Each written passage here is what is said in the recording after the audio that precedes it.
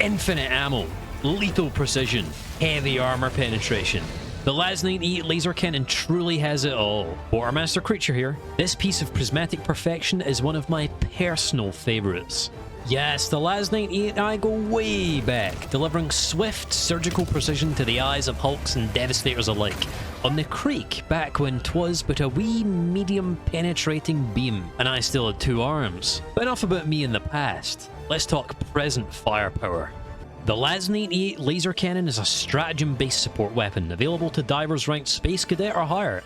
Numbers-wise, the LAS-98 deals a moderate 350 damage per second, same as its little sister, the LAS-5 Scythe, though has a far higher range at a whopping 200 meters. The two also inflict an additional amount of fire damage when a target is exposed to the liberating light of democracy for long enough, burning for 100 damage per second over 3 seconds. However, don't be fooled by my comparison, as these weapons serve vastly different roles. If the Scythe is like eating your Sumi Corporation frozen yogurt with a spoon, the laser cannon is like eating it with an entrenchment tool.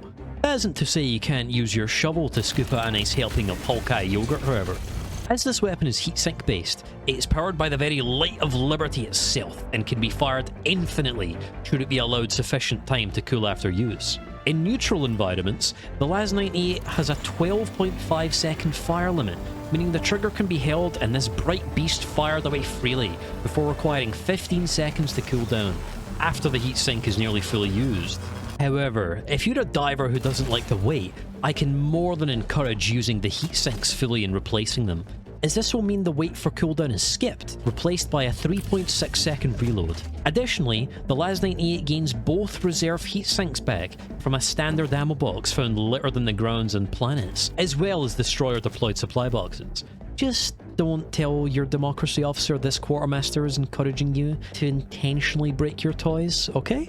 And as this is a heat-based energy weapon, environmental conditions will matter. A planet with the extreme cold environment will make the heatsink of the LAS-98 33% more efficient at cooling, reducing the time between full cools from 15 seconds down to 10, and increase the fire limit by 10%, bringing it from 12.5 seconds to 13.75 seconds. However, inversely, planets with intense heat will make the laser cannon cool 33% slower, bringing the time spent waiting to fire again from 15 seconds up to 20. Though said hot planets will not make the laser cannon overheat faster, just cool slower, contrary to some automaton lies I've heard being spread. While this may sound like a downside during the day, yes, there is a positive, as intensely hot planets will have their environments inverted at night, meaning the LAS-98 will enjoy the benefits of its now frigid surroundings.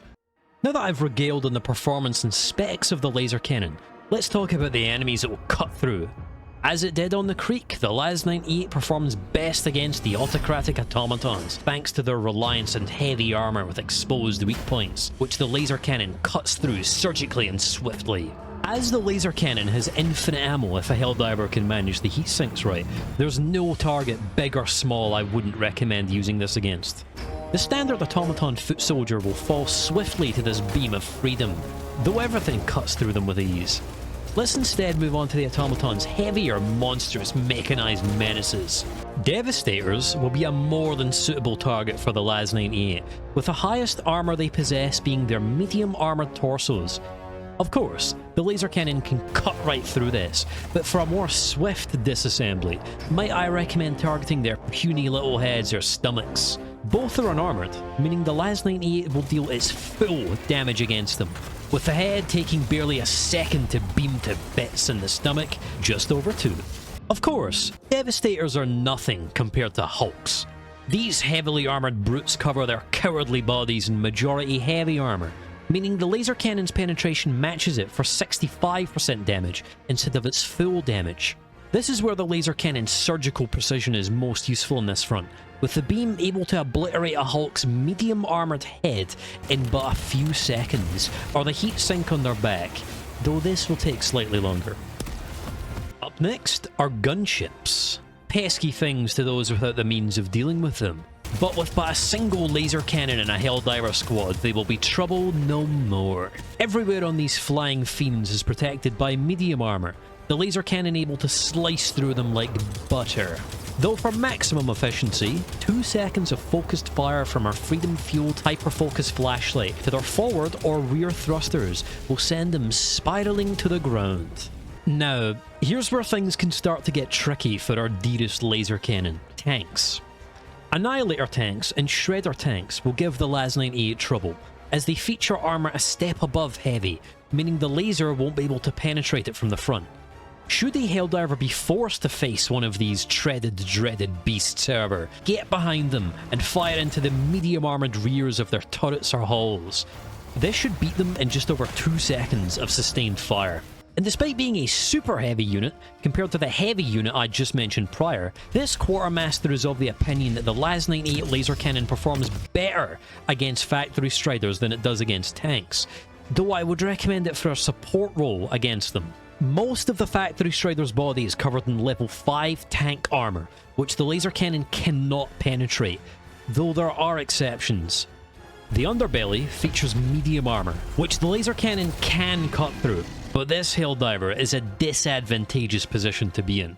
Which is why instead, should one have teammates with dedicated anti-tank weaponry, I would recommend slicing the Strider's front twin Gatling guns off to make sure it can't harm the Agents of Freedom as they set up the kill shot. On to my favourite part, loadouts. Let's see. The laser cannon has potentially infinite ammo, heavy armor penetration, and a generous 200 meter range. Oh, you spoil me. This beaming bad boy will fit perfectly into almost any loadout, though I can think of some specialised uses for it. Against the Automatons, I find that heavy and medium armors are most useful, with particular favourites of mine being fortified, thanks to the explosive resistance, and inflammable, which I will explain soon. Backpack-wise, whatever a Helldiver fancies. Perhaps the AR/AX-23 Guard Dog for more short and medium-ranged killing potential? Or the SH-32 Shield Generator backpack for those interested in more defense? Or even the Lift 850 Jump Pack to keep that heavier armor nice and mobile? Now, primaries. This is where things get interesting, Helldiver. Many of you already enjoy the LAZ-16 Sickle and LAZ-5 Scythe, which the laser cannon will pair excellently with. Simply use one until it overheats, then swap to the laser cannon. Once the cannon is overheated, swap back and you have potentially infinite firepower. Exquisite. But you may be curious why I suggested inflammable armors prior. That is because of the LAZ-17 Double-Edged Sickle, which will light a diver ablaze as they fire. Inflammable and being prone will minimize this, as well as make the Automaton Incineration Core a singeing little joke. The faction the laser cannon performs next best against is the vile Illuminate. These rotten squids rarely field heavy armor, preferring medium, light or none at all, giving the LAZ-98 plenty of targets to feast upon in this front. The main focus of the laser cannon here should be the Harvesters, being the only enemy, save for Leviathans, to feature heavy armor. Even so, it's better to avoid their heavy armor and instead shoot for their medium armored parts for more damage. The hip joints in particular, when destroyed, will bring these towering abominations down, with around 3 seconds of sustained beaming. However, if that proves to be a challenge, destroying either their top or bottom shield generators will prevent them from hiding within their cowardly bubbles when it regenerates. And as for the shields, the laser cannon will take just over 4 seconds to leave them unprotected. This isn't the fastest, I'm not afraid to admit that, so I would recommend using a higher DPS weapon, such as a fast-firing primary or secondary to strip their shields before beaming in for the kill. The next best target on this front for the LAZ-98 is the Stingray. Swift and nimble, these aerial attackers can be a blight should they be left uncontested in the skies. The laser cannon, with its good range, handling, damage and armor penetration, will make swift work of these aerial abominations, taking them down in around 4 seconds. Just be careful of it crashing afterwards, Diver. After that comes Overseers. These twisted commanders of the Voteless Horde protect themselves with weak, light armor, the exception being their medium-armored heads. That means our laser cannon will power through their so-called protection. I'd recommend aiming for the head, with the LAZ-98 able to beam it off fully in but a single second. Though for the elevated overseers and their hoverpack assisted mobility, I'd recommend their torsos or hoverpacks. Both are fine targets, which won't last long against our mean yellow beam. Now, for the heaviest unit the Illuminate field, the dreaded Leviathan. Sadly, despite being able to reach them in most scenarios, the laser cannon will be unable to breach their hefty armor, requiring some help to reach their squishy insides. It is able to cut off their devious cannons, however, though if the insides are exposed, it can damage them due to them being heavy armor. But this will take a minute? 65 seconds? Yeah, probably best not to, Helldiver. And finally, the Flesh Mobs and Voltless. Since they both lack armor, the Las-98 will do full damage against the Illuminate's hordes of stolen foot soldiers. And despite the damage or lovely laser outputs, the focused nature of the laser cannon means it's a bad matchup against both these overwhelming enemies. Flesh Mobs have a sizable health pool and will require almost 23 seconds of continuous lasering to fell. As such, I'd recommend utilising the fire damage of the laser cannon, setting them ablaze and leaving them to writhe in the heat and moving on to other targets, repeating this until they are no more. And Voltless, they'll tend to be the same height, meaning if you have a slight bit of distance on them, you can cut through a horde of their heads like a hot knife through butter. Now, as for loadouts, armor-wise, I'd recommend either light or medium, siege-ready to help with your primary, should it be a hungry ammo eater, or servo-assisted to prevent those pesky melee units from breaking limbs. Siege-ready will also allow the laser cannon to carry an additional heat sink, should one accidentally or otherwise burn out. For backpacks, once again I can recommend the AR/AX-23 Guard Dog, for its ability to keep the Voltless off a Helldiver's back and make swift work of Overseers, though the AX/TX-13 Guard Dog Dog Breath can help in keeping the Flesh Mobs at bay if the smell doesn't bother you. Additionally, the Lift 860 Hoverpack is one of my favourites on this front, allowing a diver to take to the skies and avoid the Voltless and Flesh Mobs below to do aerial battle with elevated Overseers or take the fight to Harvesters up close and personal. Primaries wise, I can once again recommend the Las-16 Sickle, though if a more explosive approach tickles a diver's fancy, I can wholeheartedly recommend the CB9 Exploding Crossbow or R36 Eruptor. Now, Terminids. Bugs. The laser cannon isn't bad against them per se, but this is definitely the faction it is weakest against. The Las-98's strength comes from range and sustained damage over time, which these terrible overgrown termites love to disrupt by getting up close and personal. Even with that said, it can serve well here, in ideal conditions.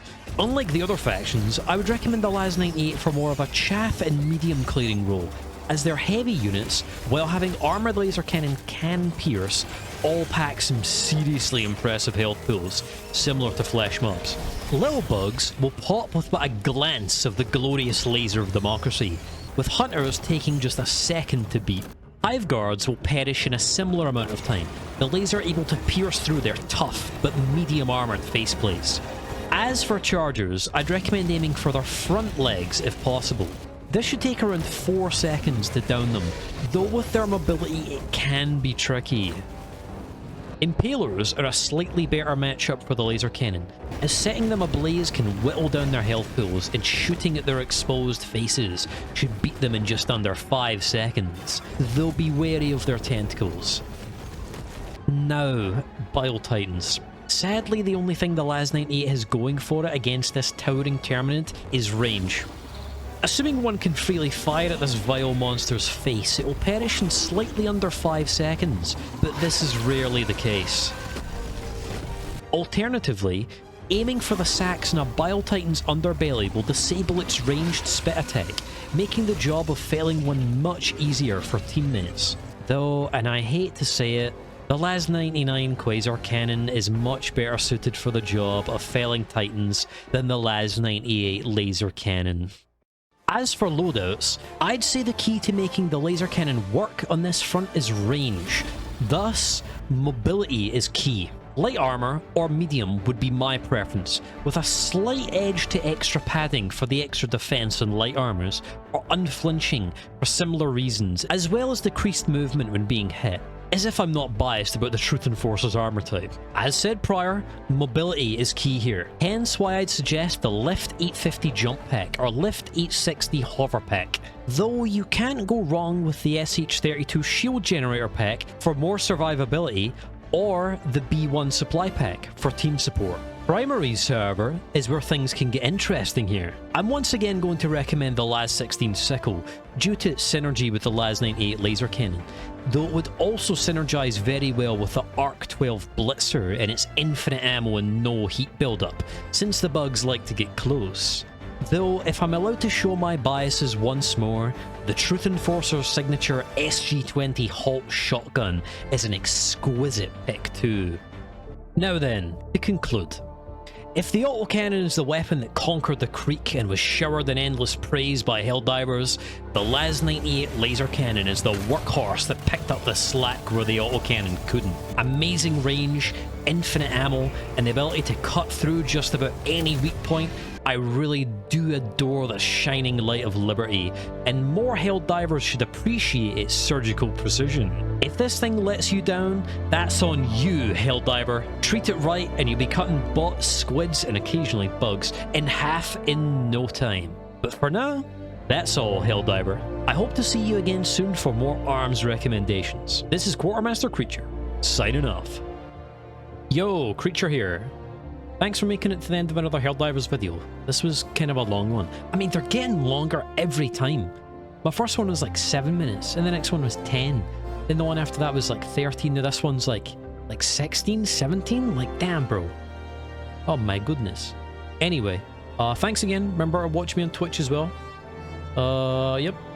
Anyway, see you next time. Bye. Oh, subscribe. Do that. Mash that like button. I need to be better with doing that.